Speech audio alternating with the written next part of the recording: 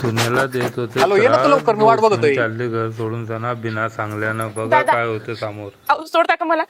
1 minute phone करतो. हा, सोडता का तिकडे गावाच्या बाहेर? चला ना दादा, प्लीज प्लीज चला ना. कुठं जायचंय तुम्हाला? काय काय काय काय झालं का? तुम्ही एवढं घाबरले का? बस 1 मिनिट, बस इथे बस. हा, बोला. अहो, माझ्या घरचे माझ्या मागे लागलेत, सासरचे. हो दादा, छळ करतात ते माझा. मला सोडा ना तुम्ही गावाबाहेर. हो, सोडतो, पण काही ऐका, थोडस भूक लागली हो. खायला पाहिजे का तुम्हाला? पण झालं काय? कशामुळे तुम्हाला इकडे असं करतात घरचे? हा, हो,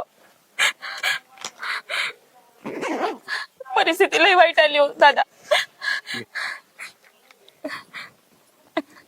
ते येतील आता, इथे जास्त वेळ बसायला नाही नको. नाही, तुम्ही सांगा ना. येत मी आहे नाही, तुम्ही घेऊन नका. मला सांगा काय असेल ते. हो, फार वाटोड केलंय माझ्या आयुष्याचं त्यांनी. हो दादा, लई वाईट परिस्थिती आली माझ्यावर. हो, मी एकावर प्रेम करत होते, तसंच पडून जाऊन लग्न केलं मी त्याच्याशी. लई विश्वास होता मला त्याच्यावर.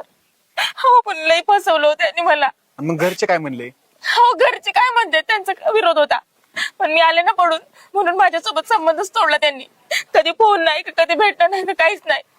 आणि इकडं सासरी मला कोणीच व्यवस्थित वागवत नाही. नाही काम करायला लावतात, कशी ना कशी करतात मला.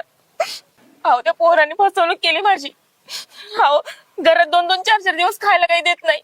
त्यांच्या विरोधात काय बोलायला गेलं ना की मला कोंडून ठेवतात. कुणाची भेटू देत नाही, की कुठं जाऊ देत नाही. लय छळ करतात तो माझा.